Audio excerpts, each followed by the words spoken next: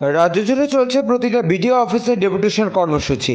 সে মতোই আজ পান্ডুয়া বিডিও অফিসে সারা ভারত কৃষক সভার পক্ষ থেকে ডেপুটেশন জমা দিল।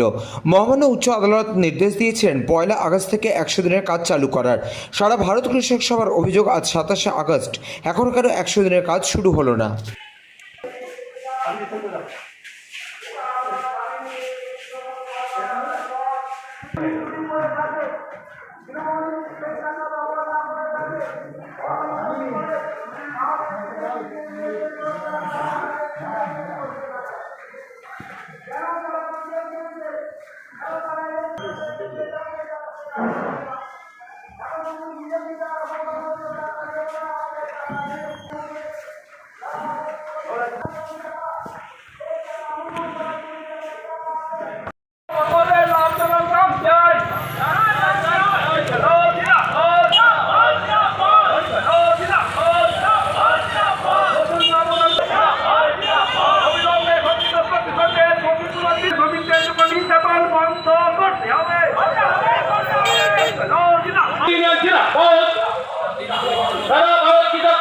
এমআরপির চেয়েও বেশি দাম নিচ্ছে।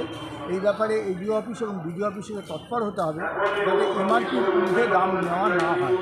এইসব বিষয়গুলো নিয়ে আমরা আলোচনা তুলেছি, কিন্তু বিডিও অফিস থেকে বিডিও ম্যাডাম যা বললেন তাতে হচ্ছে যে কোনো আমাদের কাছে নির্দেশ নেই যে আমরা চালের ফর্ম নেবো বা 100 দিনের কাজ চালু করবো, আমাদের কাছে কোনো নির্দেশ নেই।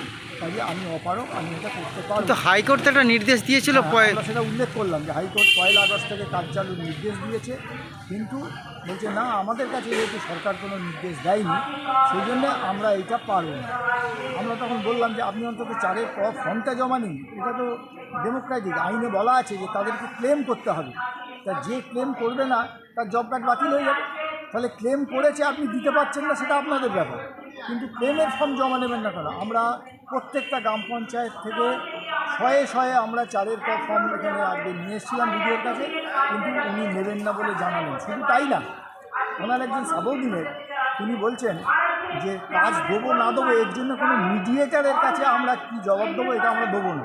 ওনার একজন সাবঅর্ডিনেট এই কথাটা